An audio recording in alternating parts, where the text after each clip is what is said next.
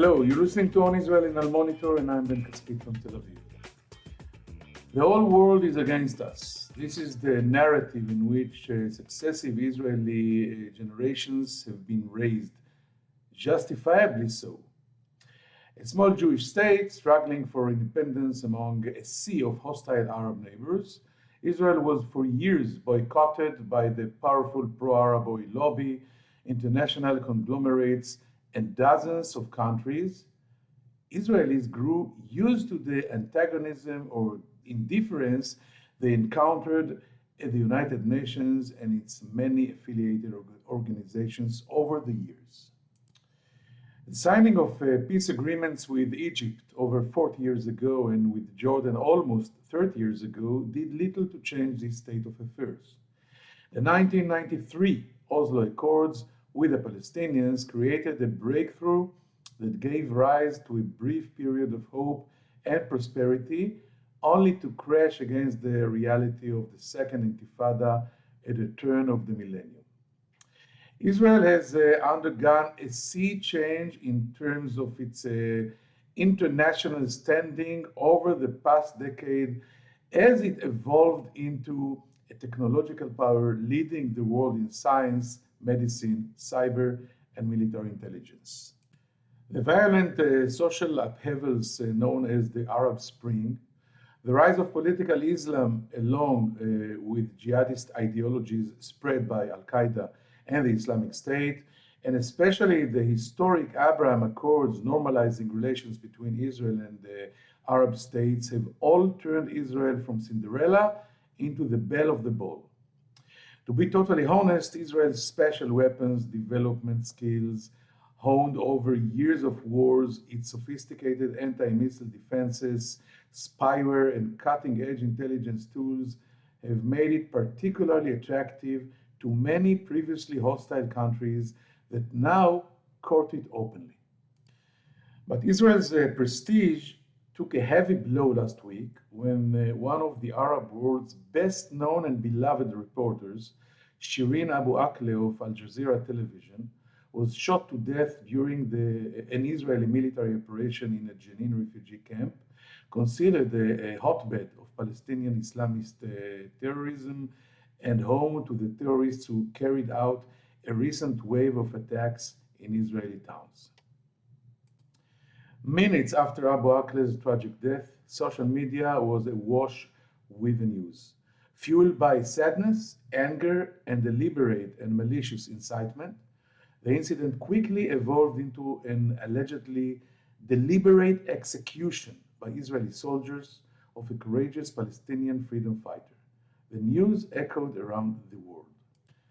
Abu Akleh was a Palestinian American citizen, magnifying the international condemnation of her killing. Israel has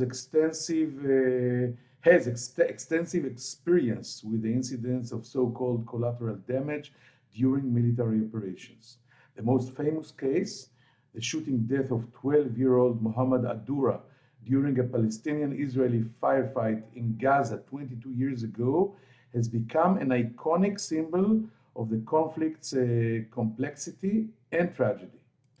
But unlike Israel's slow and ineffective response at the time, the Israeli public diplomacy machine swung into action just minutes after the shooting of the Palestinian reporter. The military posted video footage of the incident from which the origin of the bullet could not be terminated. From the Prime Minister on down, political and military leaders all expressed regret at her killing and promised a transparent investigation.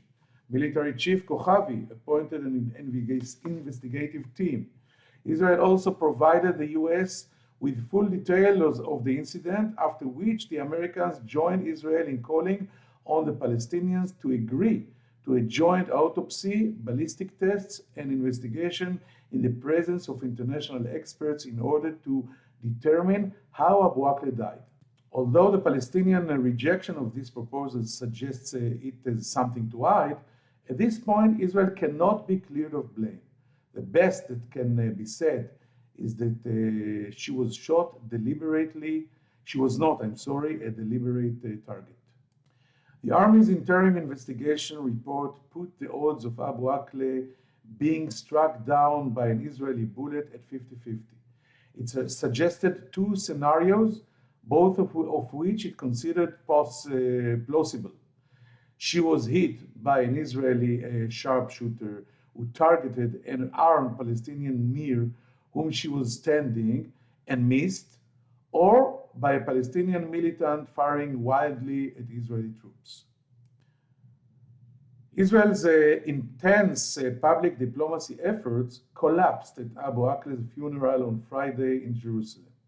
In a strange, unnecessary response reflecting complete misunderstanding of the situation, Israeli police attacked mourners in an attempt to remove the Palestinian flag draped across her coffin.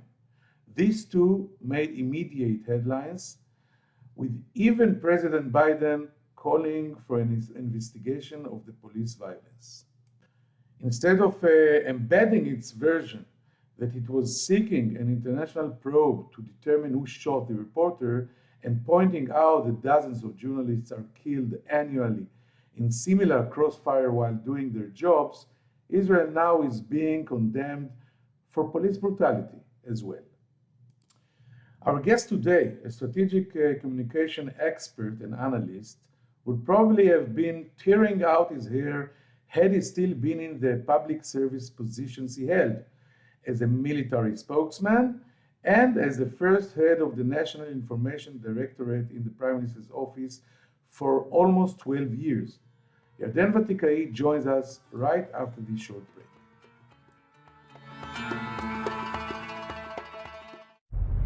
Hi, I'm Elizabeth Hagedorn, and I'm the State Department correspondent at Al Monitor. And I'm Joe Snell. I'm Al Monitor's video editor.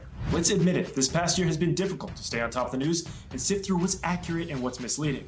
Let Al Monitor help you. If you care about the Middle East and North Africa, you should consider listening to Al Monitor's audio series On the Middle East with Andrew Parasalidi and Amber and Zaman, and On Israel with Ben Caspit.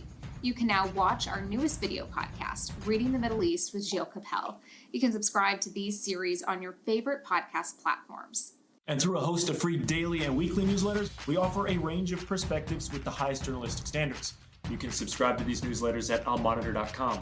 As an award-winning media service headquartered in Washington, D.C., Al Monitor has a network of over 160 contributors around the world. So if you haven't done so already, be sure to visit almonitor.com, where you can find all of these newsletters and podcasts along with first-class reporting and analysis.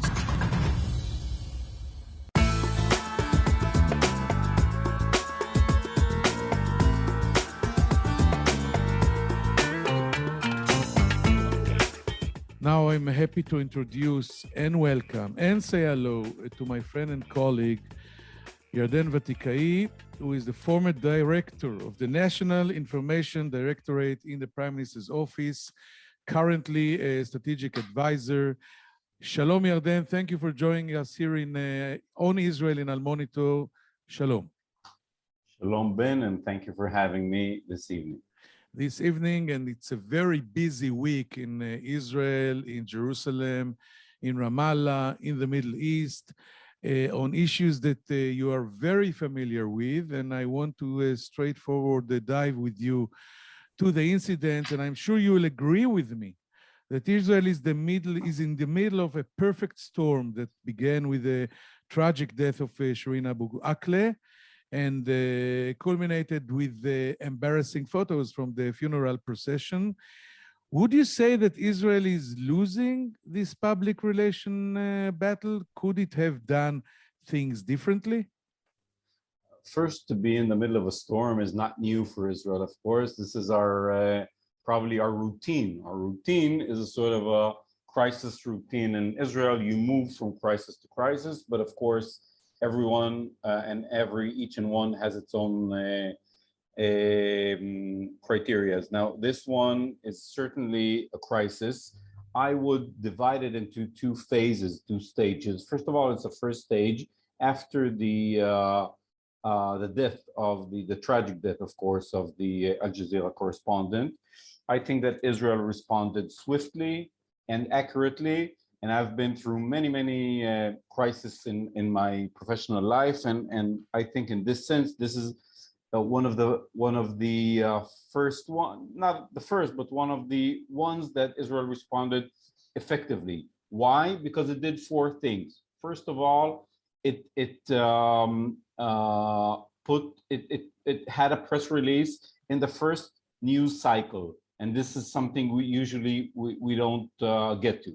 Second, we talked about what happened there and what we think could be even the Palestinian blame for it. So it's another, trying to put a needle in the Palestinians' immediate response, blaming Israel.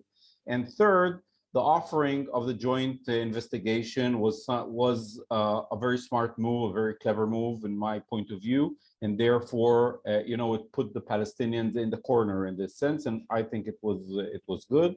And fourth, of course, the announcement that Israel, the IDF, will take its own investigation as much as possible, and this resonated. What happened is that you didn't see, except Al Jazeera, you didn't see headlines that talking about Israel killed or Israel murdered, as the Palestinian says, the reporter. In most of the mainstream media in the world, it was of course a tragic event.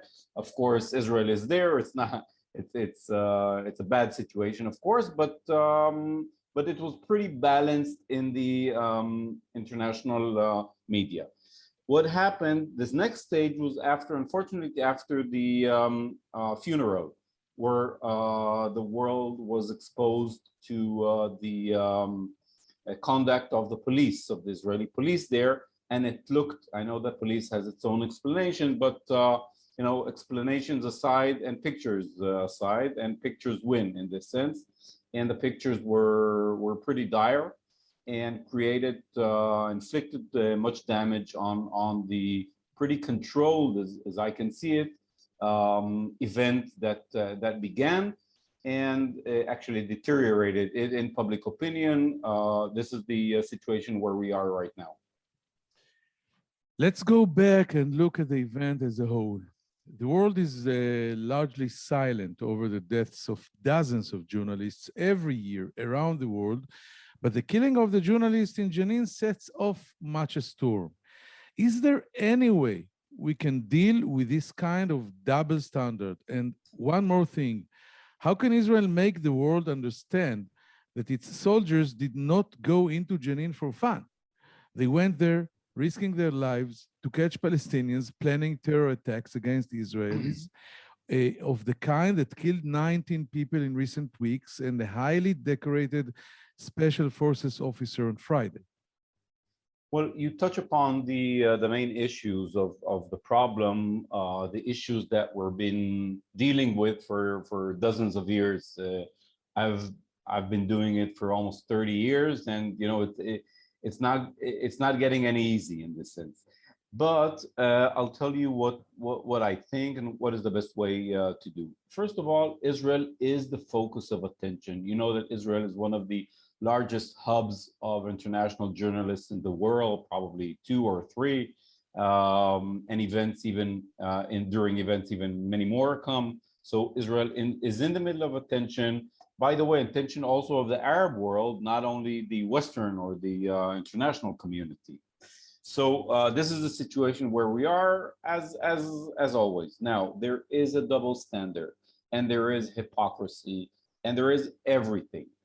And we deal with it. I think we deal with it as efficient as we can be. But these phenomena, and there is anti-Semitism, and there is Israel and Jews hatred. There is a lot of negative phenomena, which is mainly directed towards Jews in Israel and not towards anybody else in the world. Having said that, we do have to conduct our operations in the best way. So we want to be as accurate as can be. We want to avoid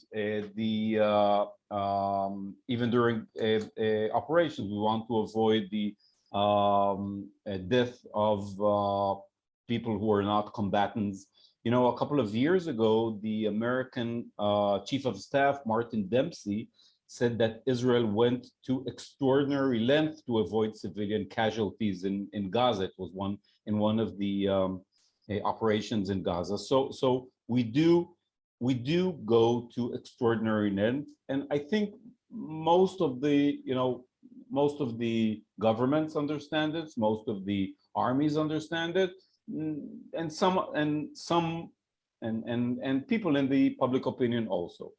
But I think the next challenge, or one of the challenges in this event, in this crisis, is to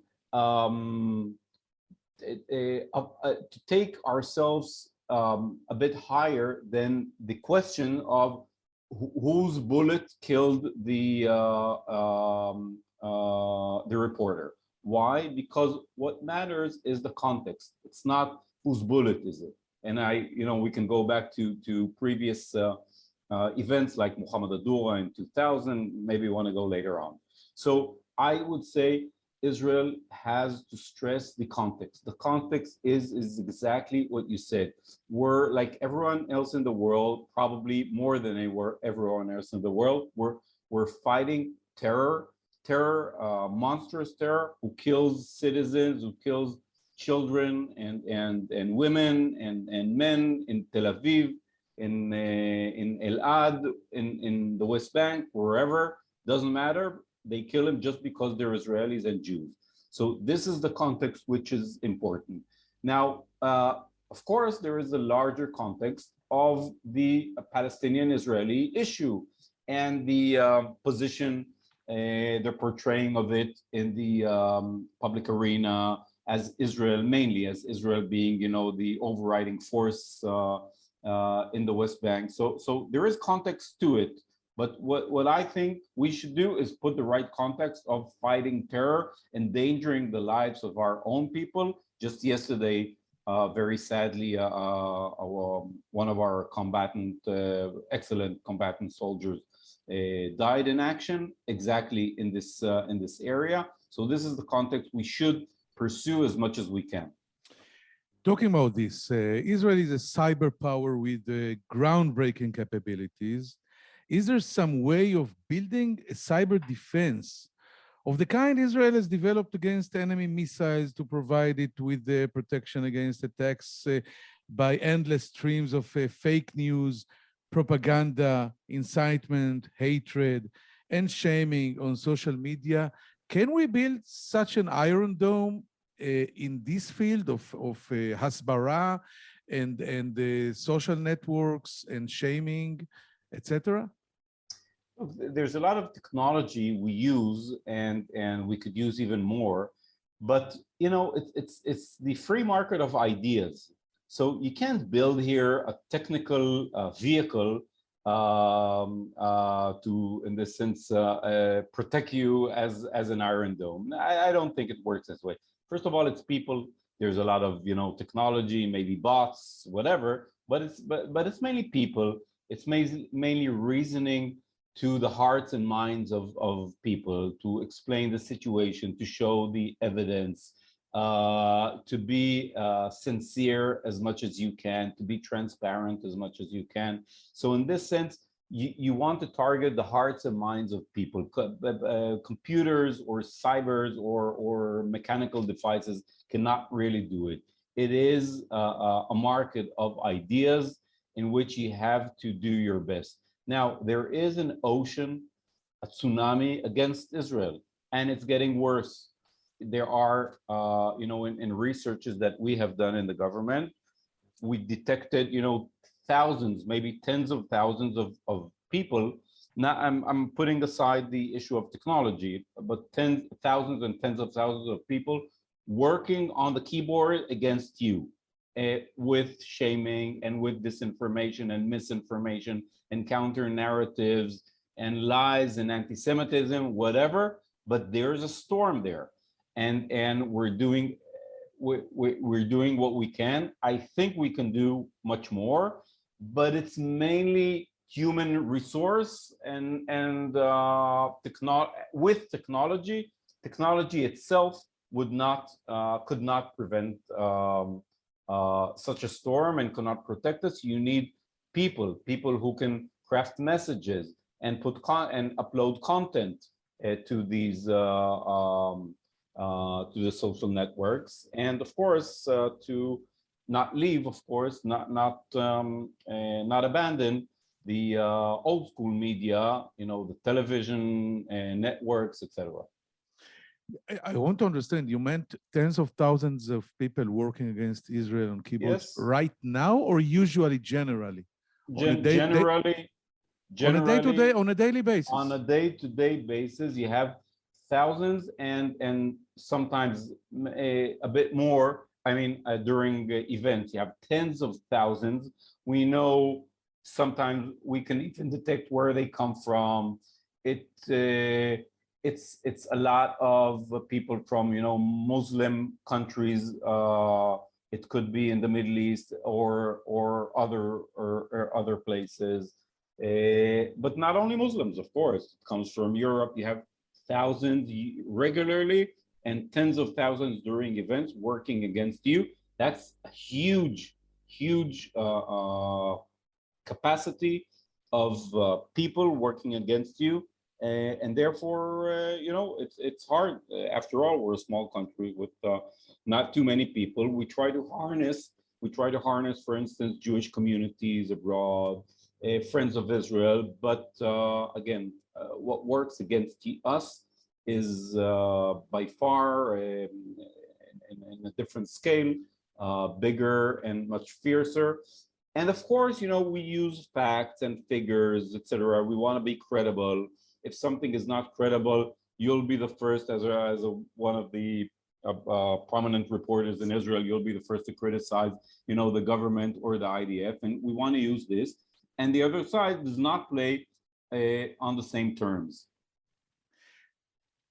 Let's summarize the death of the Al Jazeera correspondent in this question. You've been, if I remember right, you served as the IDF spokesman for international media when the Muhammad Adura crisis broke on September 2000, and Israel took all the blame on itself in the first weeks, and then it was too late when we started to realize that there is a good chance not Israeli bullets killed the poor kid.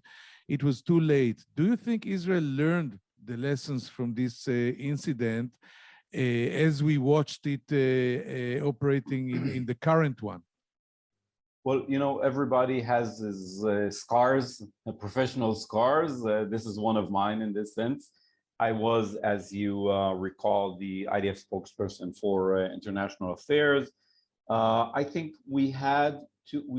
Israel did two major mistakes there, or three. Okay, one is sort of a take the blame. It wasn't exactly taking the blame, but it was perceived as taking the blame. We did not show up to the ball game.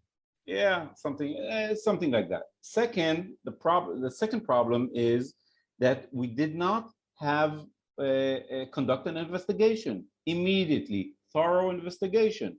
It could have, if you put all of your resources into this investigations, including intelligence, including soldiers, everything, you would have gotten probably pretty fast to solving this mystery, which actually 22 years after is still a sort of a mystery. We don't know what happened there. And third, that we were not really aggressive against the Palestinian. By the way, just for the sake of the story of the history, I received the first call from the France 2 reporter saying, I have a video. I've seen this video that the Israeli soldiers are targeting a teenager, a Palestinian teenager in Netzarib. I told the reporter, so please halt, please don't broadcast it. Let me see it. Let the army see it. I know that in this area, exactly in this area today, there were crossfire between Palestinians, gunmen, and Israeli soldiers. And I don't know what happened, of course, but probably he got caught in the crossfire in this sense. Don't blame Israel. And he said, no, I'm broadcasting it now in an hour, I want your reaction as IDF spokesperson. I said, we can't react like this, but this is history. This is history. I think we learned a lot, but there is still a way to do. Let's go to the big picture. What do you think are the main strategic communications challenges of Israel right now in 2022? Look, first of all, we have Israel has its major campaigns, right? It has a couple of major campaigns. One of them is or maybe the most prominent one in the last years is the Iranian campaign against the JCPOA, the nuclear agreement, against Iran's conduct, against Iran's terror. So the Iranian issue is maybe the number one campaign of Israel, number one challenge, including in public communication, not only in real life, diplomacy and in other means. It's also the biggest challenge in this sense, vis-a-vis the public communication. The second one is the Palestinian one. It's the whole issue of Palestinian, who is to blame for the situation, why isn't there peace? We of course emphasize their support for terrorists and hatred against Israel, and the whole Palestinian issue. The third one is a much more positive campaign, positioning Israel as a hub of technology, as cyber, as you mentioned, and whatever. So in this sense, we want to be positioned as an attractive country. We're telling the world, come, make business with us, come cooperate with us, come let's come together and open the doors together. We're opening the doors with the Arab countries. So we have a couple of challenges and campaigns. Now, of course, there are counter campaigns against us on a Palestinian issue, as we discussed. There's a huge delegitimization campaign launched by BDS, by the Palestinian, in the ICC, but in the international community. Isn't it very hard, maybe impossible, to win the Palestinian issue in this international communications field when there is no negotiation? Because I think this is the first government that declared there will be no negotiation with the Palestinians because of this very weird coalition where you have the extreme right and the extreme left. And even Netanyahu, when you served under 4 prime ministers, even Netanyahu held at least twice negotiation with the Palestinians. And this helps you as a professional that tries to explain us in the world. Now, no negotiation. Can you win this battle? Well, of course, you touch on an important point here. And if there's no negotiations, there's no will for negotiations or cooperation between the two entities, Israel and the Palestinians, it's a problem. You want to always show the world that Israel's hand wants peace, right? We showed it through the Abraham Accords. We try to show it vis-a-vis the Palestinians. By the way, we always emphasize, you mentioned Prime Minister Netanyahu. I served about 10 years with him. I've been in dozens or maybe hundreds of diplomatic meetings with him, with the top leadership of the world. Whenever he arrived to the Palestinian cause, we had like a PowerPoint slide of Abu Mazen saying, we translated it to English, of course. He said, we will never recognize the Jewish state. And he always said, this is the source of the problem. Why is there peace? Because they will never recognize our right to have a state anywhere, in any boundaries. It's not the 67 borders, it's the 48 in this sense. So it's the establishment of Israel. So yes, it's difficult whenever you don't have communications with the Palestinians or negotiations. It is difficult, but nevertheless, we need to stress the point from our point of view. Why is there this stagnation in this situation and the stagnation for so many years? And any prime minister, left, right, Sharon, Olmert, Peres, Rabin, Barak. whatever, Barak, whatever, always, they will never make peace with us because they are never willing to live with our existence here and to say it's okay. We will never recognize the Jewish state, said Abu Mazen, and this is the core of the problem. So we try to stress it very, very, very intensively in order to have the international community understand the source of the situation here.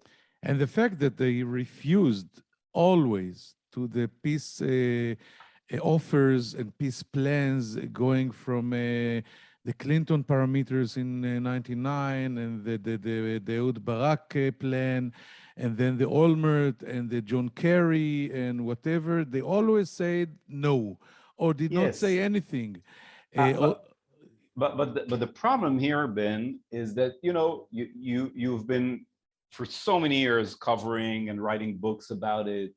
I've been on the other side as a spokesperson, and we know the situation. But the world and people do not know the situation. They know what happened today. They don't know. Most of the people do not know the history. So it's a problem because we know the context. But public opinion, most of the people do not know the context. They see what they see on television today or on social media, and this is the reality. Don't bother me with what happened 30 years ago. So there's a situation here for us. The context is important for us, and it's crucial for us. But in this world of social media, of so much information, so many sources, it's very hard to bring the context in because what you see, the picture, the caption you see right now is the context in the eyes of most of the people. But by the way, there is another side that the world looks at the half a million settlers that during the years are now living on the West Bank, what we call Judea and Samaria, and the many Jews that are going and up to the Temple Mount under the Palestinian Fury. So there is work for everyone. But I want to ask you a question that I'm very interested in. We see after the Abraham Accords and other process in the region, do you recognize the start, maybe the seeds, the first seeds of counter movement in the Muslim world, not necessarily against Israel, people from Saudi Arabia, from the Emirates, from Bahrain? Do these people have started to gain some presence in the networks? First of all, of course, yes. The answer is, of course, yes. And not only, for years, we've been, for instance, monitoring the Saudi media, and you see a lot of you saw since, I think, 2015, 16, a couple of years ago, you saw, for instance, op-ed and articles, against the Palestinian signation. Why should they uphold the relationship between Israel and other Muslim countries? So of course you see that. Now the Abraham Accord even turned upside down the model, which most of the Western world thought that it's the only model that exists. And the model was that you have to make peace with the Palestinians. You have to solve the problem with the Palestinian in order to reach the Arab world. For the first time, since the agreements between us and Egypt and Jordan many years ago, for the first time, this did not happen. And Arab states made peace with Israel without solving the Palestinian problem. And therefore, we're telling the world and the Arab world, take action here. So don't be kidnapped by the Palestinian agenda.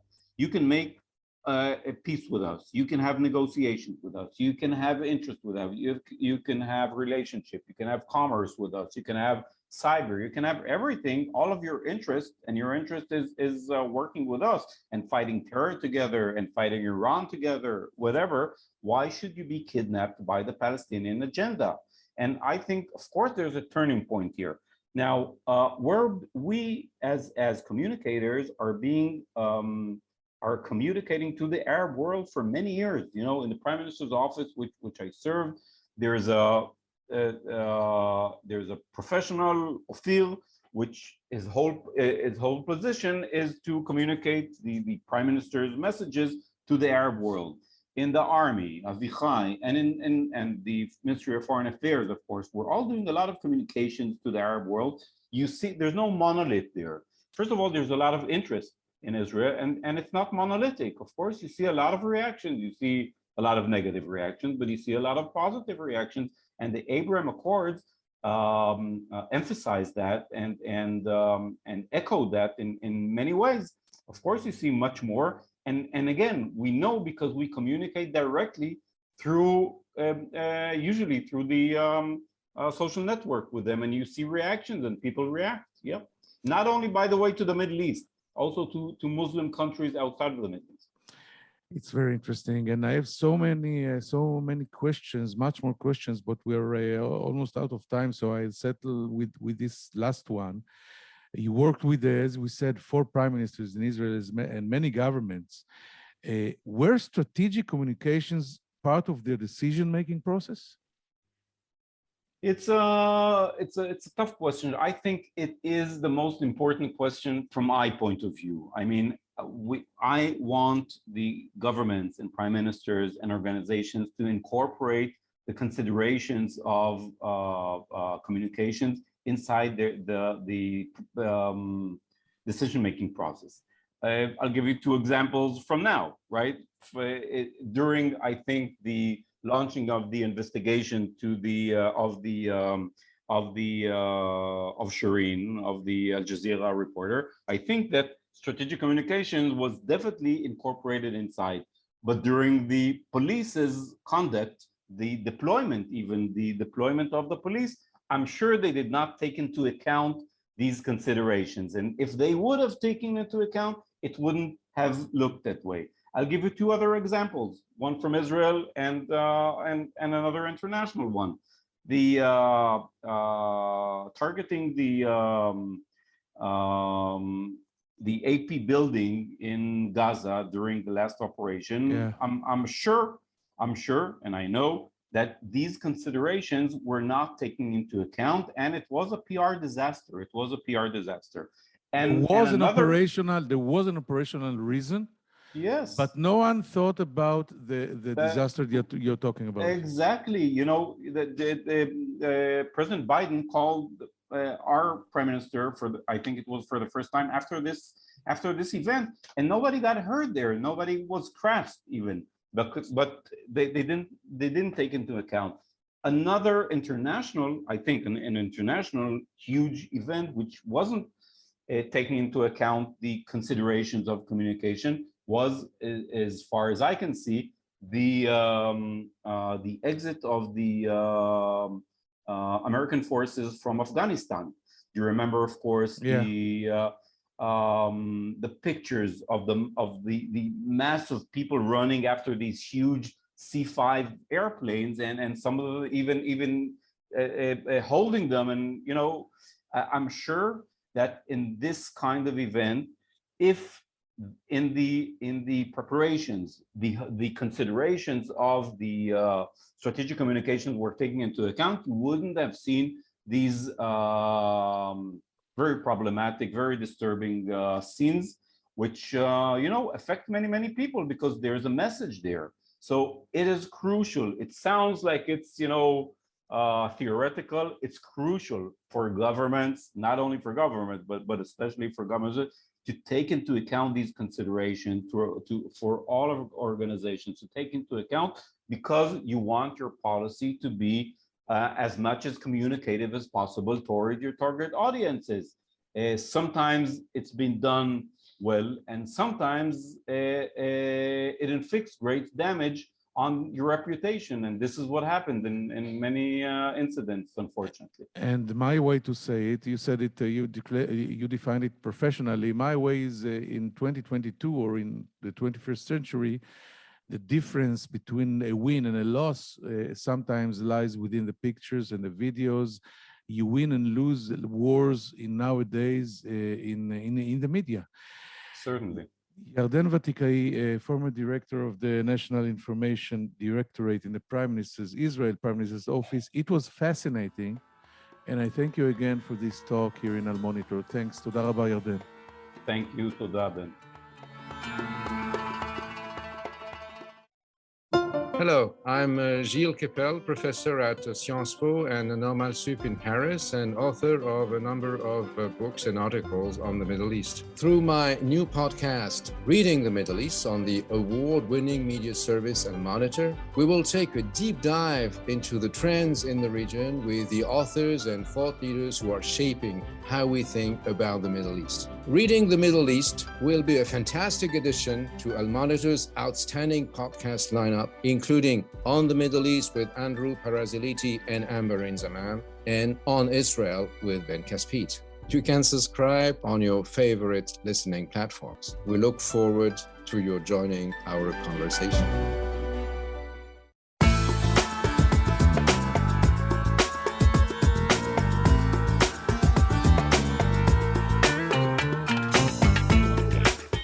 Thank you for staying with us. I think it was a very interesting chat with Yarden Vatikay, who did all the Israeli work in the media and this communication war that Israel is trying to handle for 12 consecutive years. Even before he was an army spokesman, so he knows what he's talking about, and actually gave a good mark to the Israeli quick response. He said that Israel responded swiftly and accurately in the first stage of this crisis, the killing of Shireen Abu Akleh. It was effective, and the Israeli response and press releases were in the first news cycle, which is very important, not to give the other side all the arena. But then came the funeral and what we call the strategic cap, the simple policeman in the field that they have to protect the law. And in Israel, you cannot hang a Palestinian flag, did a strategic damage, and Yarden said it, that after the funeral, the whole world was exposed to the conduct of the Israeli police brutality. And Israel lost I think it was an edge that it has in the first round. When I asked him why, when a Palestinian journalist is hit and killed in Israel, there is such a gigantic reaction, a global reaction, while dozens of journalists are killed all over the world in crossfire exactly like this. And it goes almost without any similar reaction. He said that we have to recognize that Israel is a focus of attention and is the largest hub of foreign journalists in the world. Maybe I'm not sure it's the largest, but one of the most large hubs. But also there is a double standard and hypocrisy, and maybe anti-Semitism.